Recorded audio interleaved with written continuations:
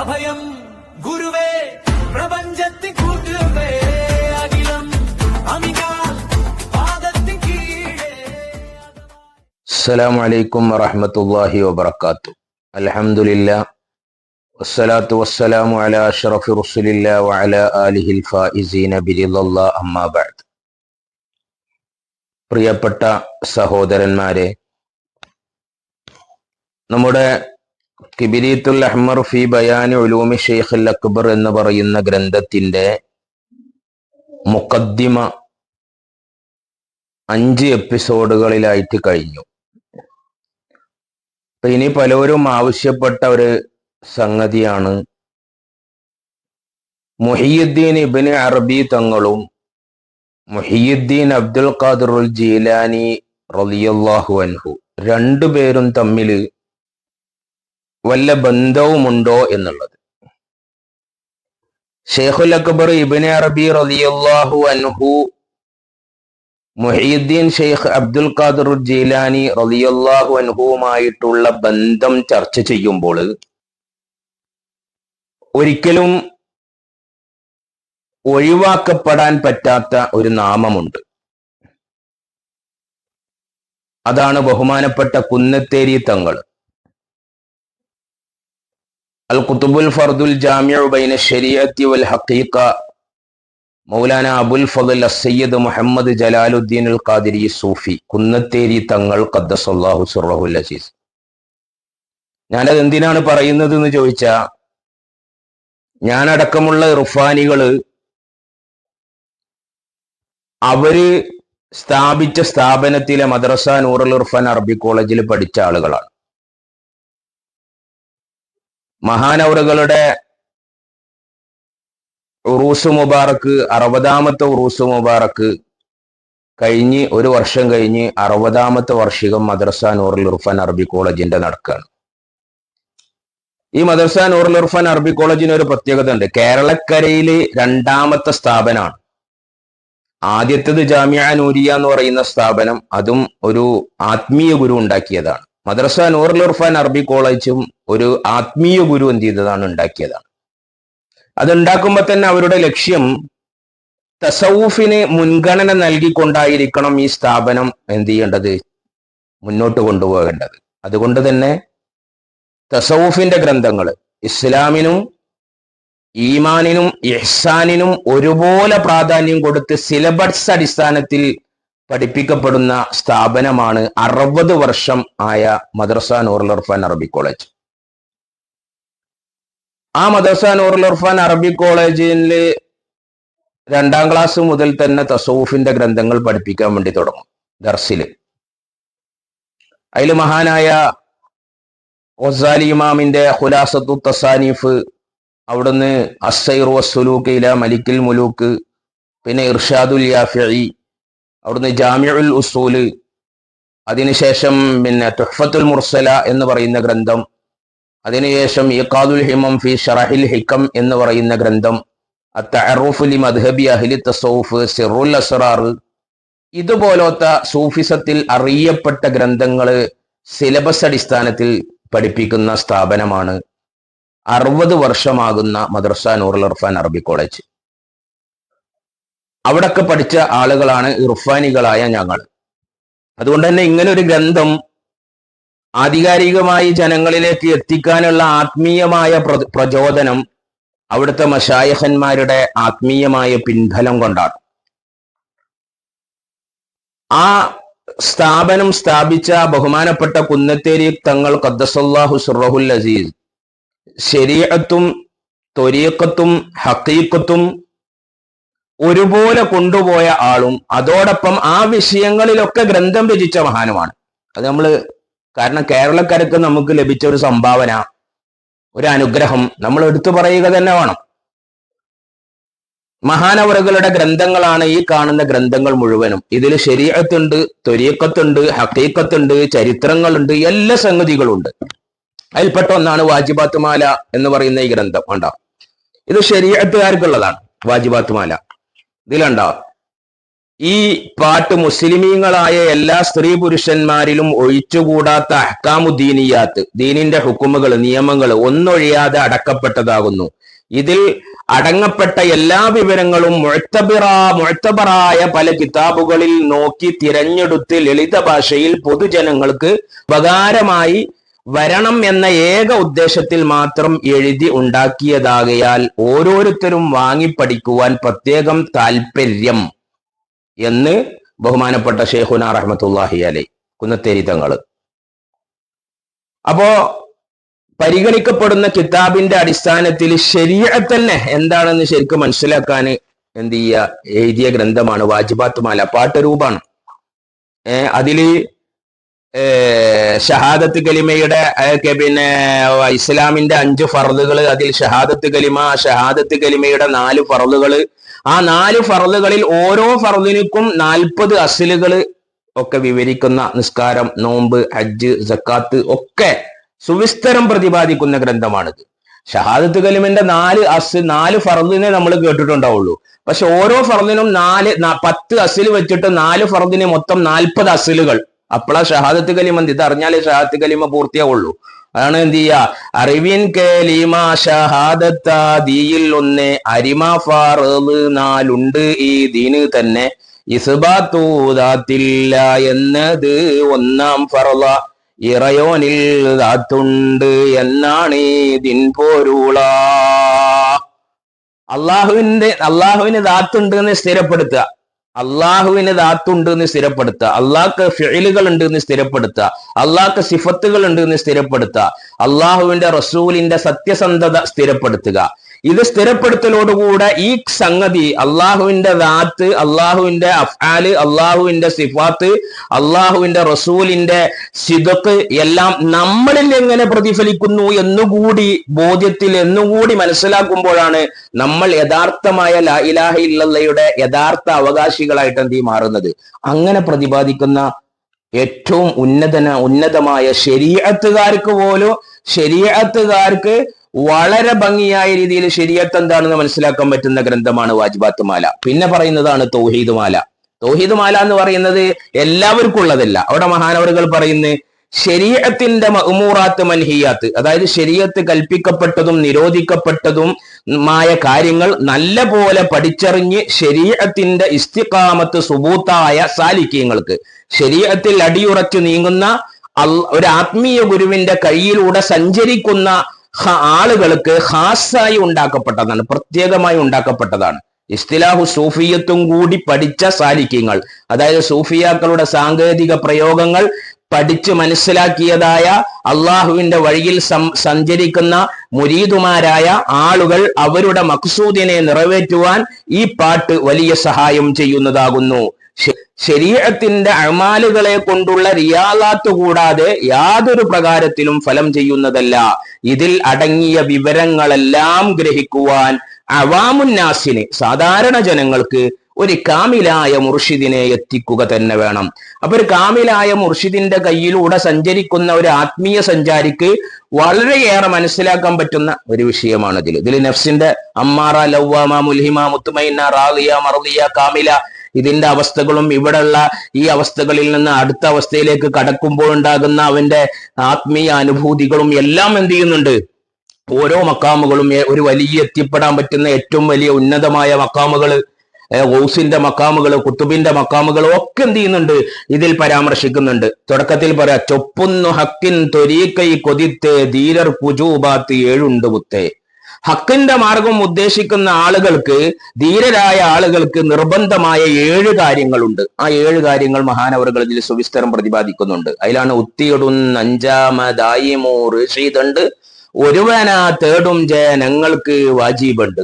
5ാമതായി പറഞ്ഞത് ഒരു മുർഷിദിനെ തേടൽ എന്താണ്, വാജിബാണ് എന്ന് പറയുന്നുണ്ട്. അങ്ങനെ ഇതിന്റെ അവസാനത്തിൽ മഹാനവറുകൾ പറയുന്ന ഒരു സംഗതിയുണ്ട്. എന്താ? ചൊന്നേ സുലൂക്കിന്റെ അഹ്ലുകാരല്ല, ദോരിൽ ഇത് പാടാൻ നിജാസത്തില്ല. ഒരു ആത്മീയ ഗുരുവിന്റെ കയ്യിലൂടെ സഞ്ചരിക്കുന്ന ആളുകൾക്ക് മാത്രമേ ഇത് പാടാൻ എന്തുള്ളൂ, ഇജാസത്തുള്ളൂ. കാരണം അവർക്ക് ഏത് മനസ്സിലാവൂ?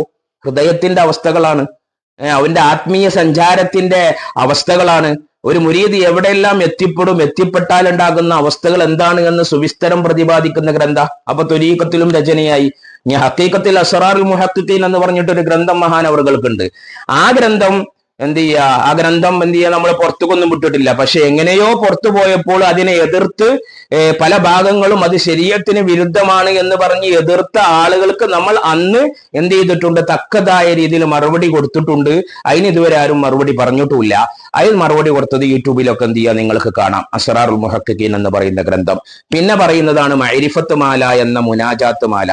ഇത് അറബി അക്ഷരമാലയിൽ തുടങ്ങുന്ന അലിഫ് മുതൽ എന്ത് ചെയ്യുക, അവസാനം വരെ തുടങ്ങുന്ന അലിഫ് മുതൽ എന്ത് ചെയ്യുക, യാവ് വരെ തുടങ്ങുന്നതായ അക്ഷരങ്ങളെ കൊണ്ട് തുടങ്ങുന്ന ഒന്നാണ്. ഇതിലാണ് പല എന്ത് ചെയ്യുക, ഒരു മുരീദ് അവന്റെ സൈറിൽ, അവന്റെ യാത്രയിൽ എന്തെല്ലാം പ്രാർത്ഥനകൾ ഉൾപ്പെടുത്തണം, അവന്റെ ഷുഹൂദ് ശരിയാകാൻ എന്തെല്ലാം പ്രാർത്ഥനകൾ ഉൾപ്പെടുത്തണം, അങ്ങനെ ഓരോ ഹർഫുകളുമായി ബന്ധപ്പെട്ട് അവന്റെ യാത്രയിൽ അവനുണ്ടാകുന്ന അനുഭവമായ ബോധ്യങ്ങൾ എന്താകണം എന്നുള്ളതൊക്കെ എന്ത് ചെയ്തിട്ടുണ്ട്, ഇതിൽ ശരിക്കും എന്ത് ചെയ്തിട്ടുണ്ട്, മഹാനവറുകൾ എന്ത് ചെയ്തിട്ടുണ്ട്, ശൈഖുനാ റഹ്മത്തുള്ളാഹി അലൈഹി പറയുന്നുണ്ട്. ഇതിൽ പറഞ്ഞതാണ്, മൗത്താകും മുന്നം കമാലായി മരിത്ത് മാഉൽ ഹയാത്തെന്ന മൃതം കുടിത്ത് മൗത്തറ്റ് വാഴുന്ന കോലം വഹിത്ത് മൗനക്കടലാക്ക് ഹയ്യുൽ കയ്യൂമേ.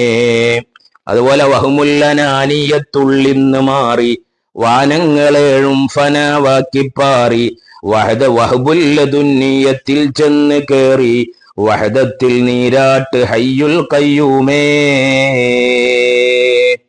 അങ്ങനെ എന്ത് ചെയ്യാ, ഒരുപാട്. അത് വൈരിയത്തെന്നെ മറ കീറിച്ചാടി വൈബായാലങ്ങളിലേറിയോടി വൈററ്റ പാതാള ലോകത്തിൽ കൂടി വൈബാക്കിയേറ്റ് യാ ഹയ്യുൽ കയ്യൂമേ.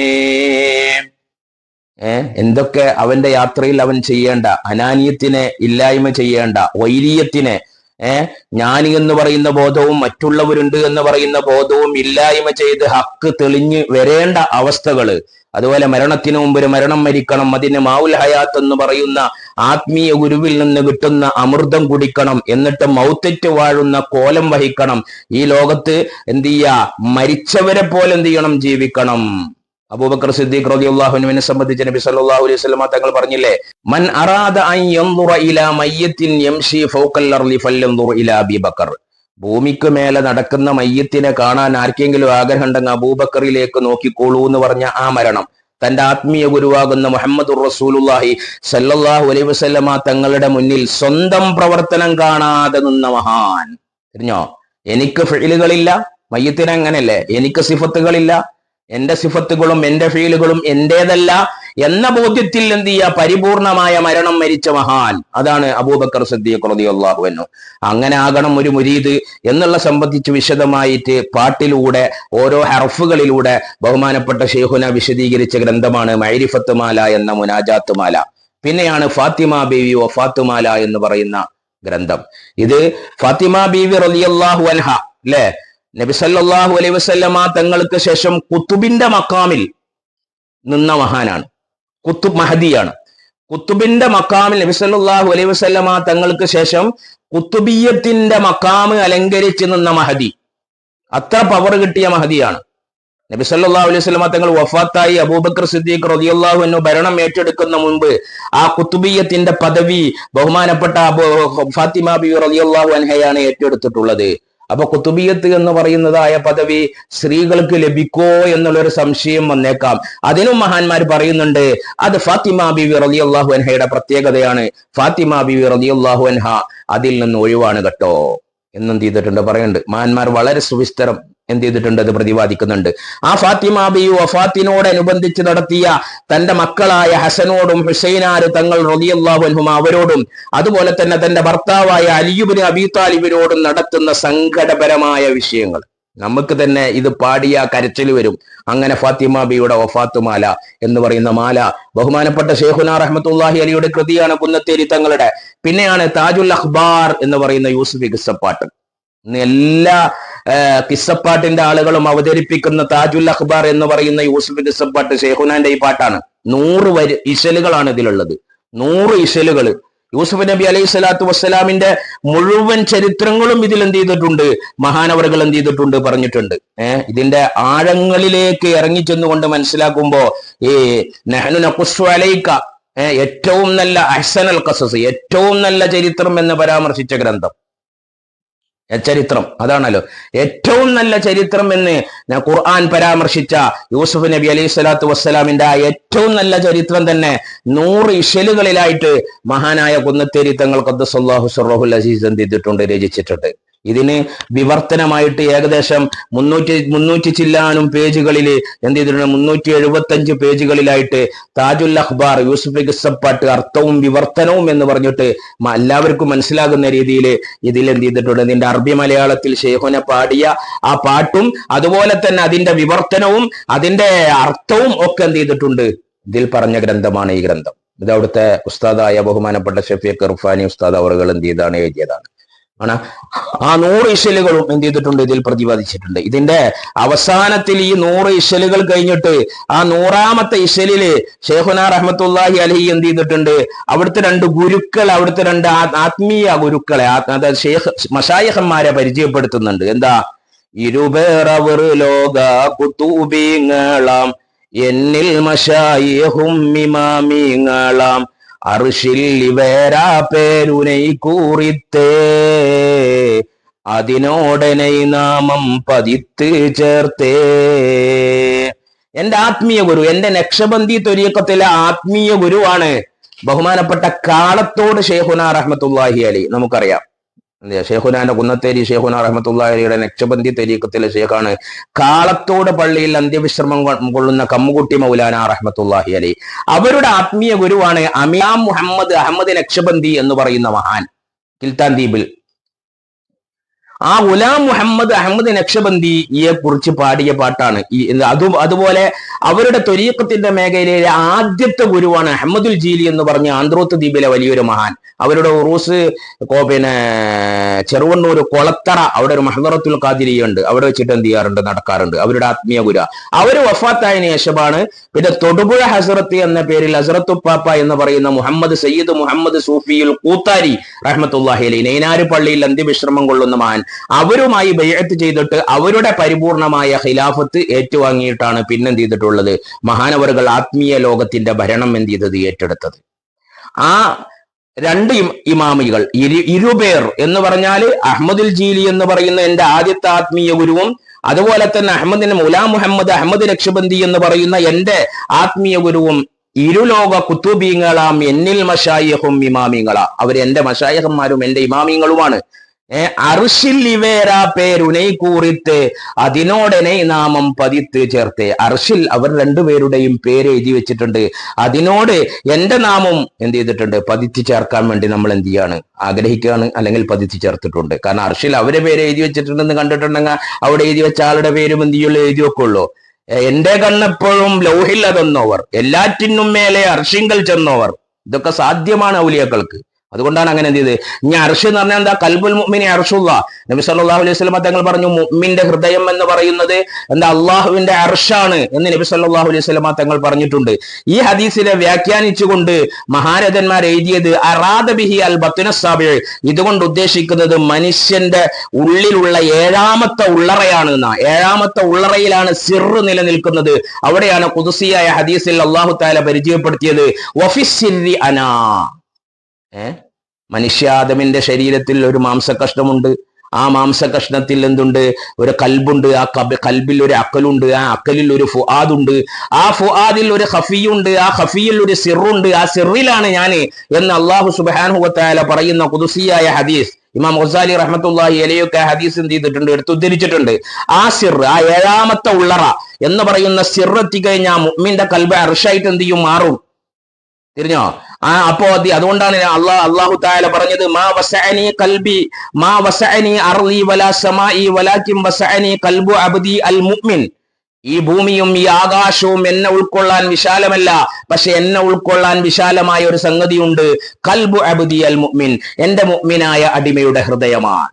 അപ്പൊ മുഅ്മിനായ മനുഷ്യന്റെ ഹൃദയം അർഷുള്ളയാണ് എന്ന് നബി സല്ലല്ലാഹു അലൈഹി വസല്ലം തങ്ങൾ പറഞ്ഞ ഹദീസ് ഇവിടെ എന്ത് ചെയ്യാണ്, നമ്മൾ യഥാർത്ഥത്തിൽ എന്ത് ചെയ്യാണ്, പുലരാണല്ലോ. ഈ രീതിക്കായി കഴിഞ്ഞാൽ ആരൊക്കെയാണ് അർഷിൽ എത്തിയവരെന്ന് എന്ത് ചെയ്യുക, ശരിക്കും എന്ത് ചെയ്യാൻ പറ്റും, മനസ്സിലാക്കാൻ പറ്റും. അതുകൊണ്ട് ശൈഖുനാ റഹ്മത്തുള്ളാഹി അലൈഹി അവസാനം ഒരു പ്രാർത്ഥന ഇതിൽ നടത്തുന്നുണ്ട്. നമ്മളൊക്കെ ആഗ്രഹിക്കേണ്ട ഒരു പ്രാർത്ഥന എന്താ? പരനേ നീ ഒട്ടും വഴുകാതന്ന ഫനാഉൽ മുത്ലഖിൽ കടത്ത് മന്നാ. പടച്ചോനെ, ഇങ്ങനൊക്കെ ആത്മീയമായ രീതിയിൽ ഞാൻ എത്തിയിട്ട് ഇനി നിന്നോട് ഞാൻ എന്ത് ചെയ്യുന്നു, മനമുരുകി പ്രാർത്ഥിക്കുന്നു, എന്നെ ഫനാഉൽ മുത്ലഖിൽ കടത്തണേ, അള്ളാഹുമായിട്ടുള്ള സമ്പൂർണമായ ലയനത്തിൽ എന്ത് ചെയ്യണേ, എന്നെ ഉൾപ്പെടുത്തണേ എന്ന് ശൈഖുനാ റഹ്മത്തുള്ളാഹി അലൈഹി പറയാണ്. അപ്പൊ ഇതാണ് ശൈഖുനാന്റെ ഗ്രന്ഥങ്ങൾ. ഇനിയാണ് നമ്മളെ വിഷയം മുഹീദ്ദീൻ മാല. ശൈഖുനാന്റെ നമ്മൾ ഖാദി മുഹമ്മദ് തങ്ങളുടെ മുഹീദ്ദീൻ മാലയാണ് ലോകത്ത് എന്ത് ചെയ്തിട്ടുള്ളതെന്ന് പ്രസിദ്ധമായിട്ടുള്ളത്.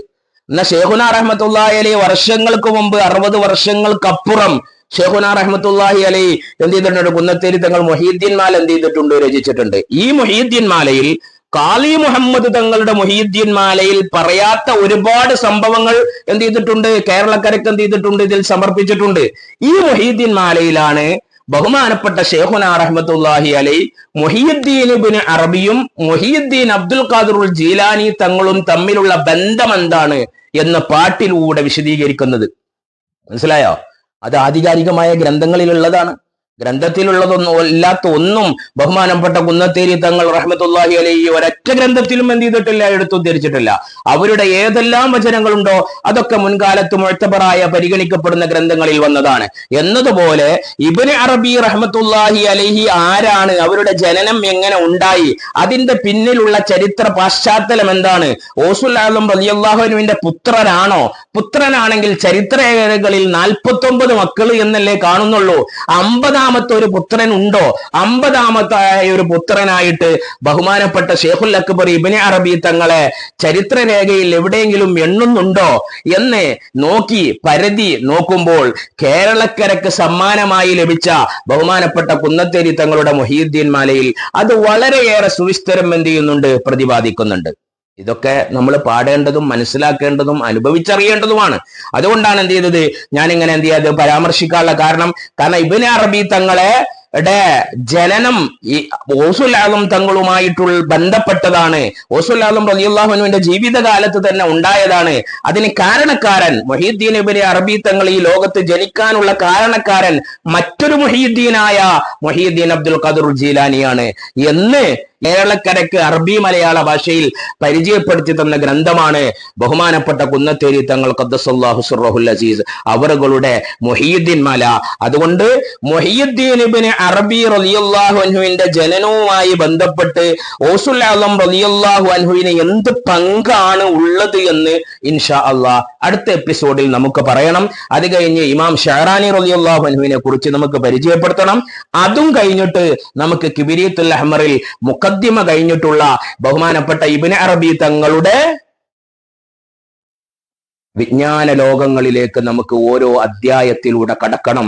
അല്ലാഹു സുബ്ഹാനഹു വ തആല അതിന് നമുക്ക് തൗഫീഖ് നൽകി അനുഗ്രഹിക്കുമാറാകട്ടെ. അസ്സലാമു അലൈക്കും വറഹ്മത്തുള്ളാഹി വബറകാതുഹു.